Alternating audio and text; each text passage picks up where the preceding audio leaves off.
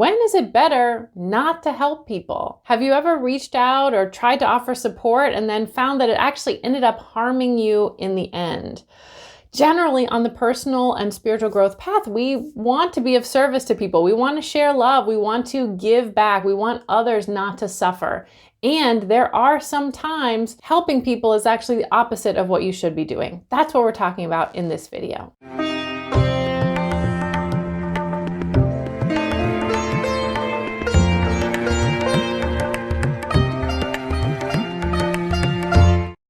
Hey, Leslie Huddart here. I am an acupuncturist, healer, and spiritual guide, and I help empaths, healers, and sensitive people release the trauma trapped in their body so they can not just know things in their mind, but actually live them in their daily life.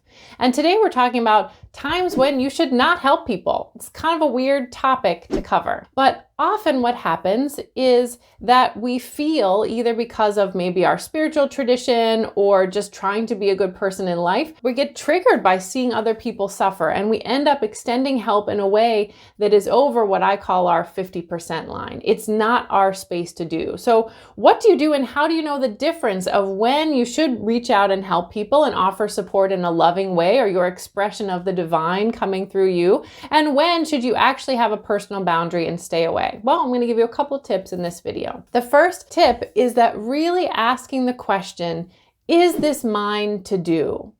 It is a mind error misconception that we are meant to help everyone. If spiritually, in your working hypothesis, you trust that God in the universe or nature, however you conceptualize the divine, has a plan, God does not need you as a secretary. So do not assume, first and foremost, that just because there is a problem, you are the person meant to fix it.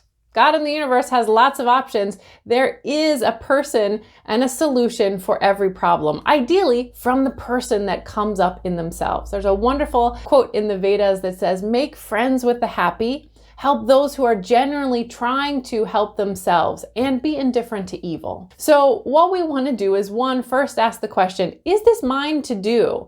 You can check that in a couple ways. One, just run it through a little bit of a checklist in your mind. Is this having to do with me? Yes or no? If it's you, it's your business. If it's someone else, you gotta ask on that question. Number two, does this have to do with my infant or my child under the age of 5? Okay, that's definitely a responsibility, but even older children sometimes grow and need the ability to troubleshoot things in themselves. And just three, a general check. Is this really in my responsibility realm of something that I know that I am yoked with and responsible for?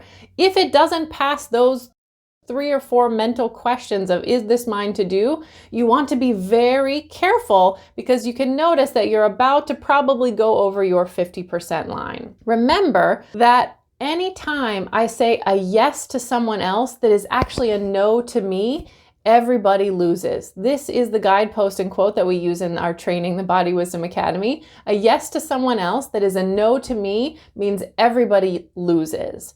It goes on the record somehow. You do not get cosmic brownie points if you harmed yourself in order to support another person. Another takeaway I want you to have from this video is that giving is meant to be from overflow. If you have to harm yourself, if you have to violate your own boundary in order to give to someone else, that is not helping the flow of the universe. If you have a natural overflow, time, energy, money, effort, whatever it is, and you are able to give and share that, that's a good place to be. So number 2 is a question of, am I giving from overflow? Or am I harming myself in order to do this? Am I harming myself? Am I harming my children? These are the questions in number 2. You sort of check, is this a give from overflow, or am I saying no to myself in order to say yes to someone else? Number 3 is we get a little bit more deeper and esoteric of starting to really trust in our working spiritual hypothesis. To sort of ask the question, what is real kindness? And to understand that kindness has different levels. On a superficial level, kindness is giving something, helping something.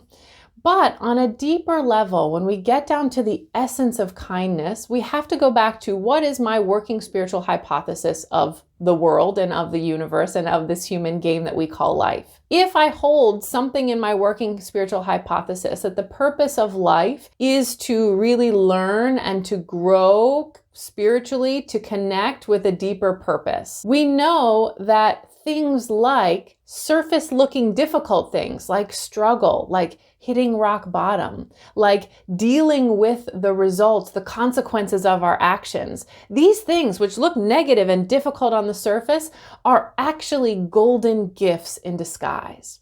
And to try to fix or change that situation in that feedback cycle of the universe for someone else, especially when it's over my 50% line, is actually not kind. Trying to save someone from a situation that they may have created because of their own cycles and their own suffering sometimes is not the kind thing to do. Now, this is a very nuanced area, so I'm not prescribing that we should never help everybody and everyone's got to suck it up and learn their own lessons. That's an inappropriate interpretation of what I'm saying.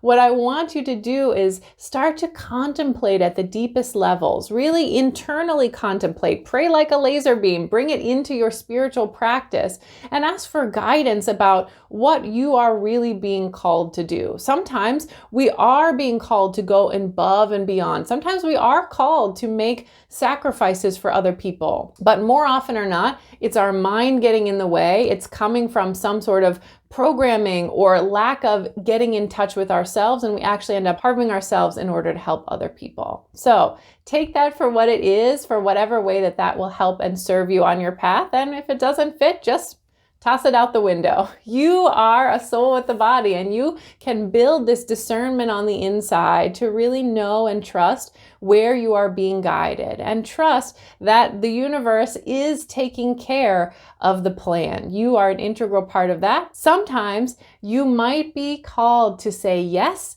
and sometimes you might be getting a call to say no. We don't know the ultimate big plan. And so as we connect with ourselves, this is what we do with subtle body work, get the crap out of the way so you can really hear what is being asked of you. May you be free and happy. Good luck out there. It's not easy to be in a body, to relate, to help other people while also taking care of ourselves. You deserve great things. This is Leslie Huddart, and I will see you next time.